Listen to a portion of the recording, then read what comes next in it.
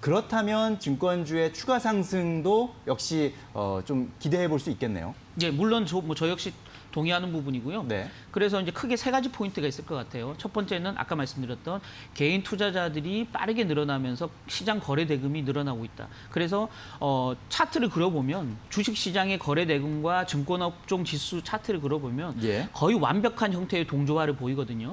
결국은 거래 대금, 시장 거래 대금이 늘어나면 늘어날수록 증권업종은 상승 탄력을 받을 수밖에 없다. 이게 첫 번째 포인트고요. 예. 두 번째 포인트는 단기적인 실적 모멘텀 자체도 좋아질 수 있다라는 두 번째 포인트. 네. 세 번째는 가격이 너무 싸다라는 거죠. 아까도 말씀드렸지만 예. 연초 대비해서 코스닥 시장은 10% 코스닥 지수는 10% 올라가 있는데 증권업종 지수는 무려 11% 넘게 지금 빠져 있다라는 거죠. 네. 그래서 순환매 양상 흐름 속에서 어떤 업종이 가장 싼가, 어떤 주식이 가장 저렴한가 예. 이렇게 투자자들이 살펴볼 때 결국 증권업종이 눈에 좀 띌 수밖에 없다라는 거고요. 그렇겠군요. 또 꾸준히 1분기에도 중간 배당을 통해서 증권사들 배당도 늘려주고 있다라는 네. 측면도 또 하나의 어떤 그 투자에 플러스 되는 부분이라고 말씀드릴 수 있을 것 같습니다. 그렇군요.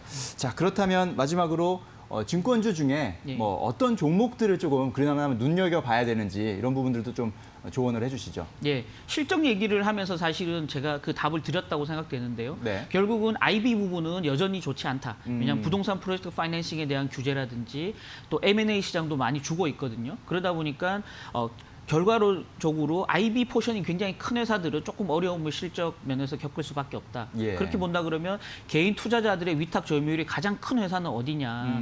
결국은 키움증권이거든요. 네. 그래서 항상 개인 투자자 중심의 유동성 장세가 벌어졌을 때 주가의 가장 큰 수혜는 키움증권이 봤다라는 거고요. 실제 2분기 실적 전망을 보면 지금 2분기에 키움증권이 순이익이 1,300억 정도 나올 걸로 예상이 되고 있는데요. 이건 예. 작년에 비해서 무려 2배 수준입니다. 그렇군요. 그래서 기본적으로 키움증권이 개인 투자자, 동학개미운동 또 유동성 장세에 가장 큰 수혜를 볼 것이다라는 거고요.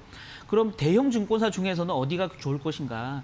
IB도 열심히 하지만 그 외에 다른 부분도 수익을 많이 내는 부분. IPO가 최근에 살아나고 있는데요. IPO 성과가 굉장히 좋은 회사들 또는 뭐 이런 회사들 따져보니까 결국 NH투자증권이 가장 그 포션, 금융투자 예. 상품 판매라든지 또는 IPO라든지 이 부분이 가장 강한 회사가 NH투자증권이고요.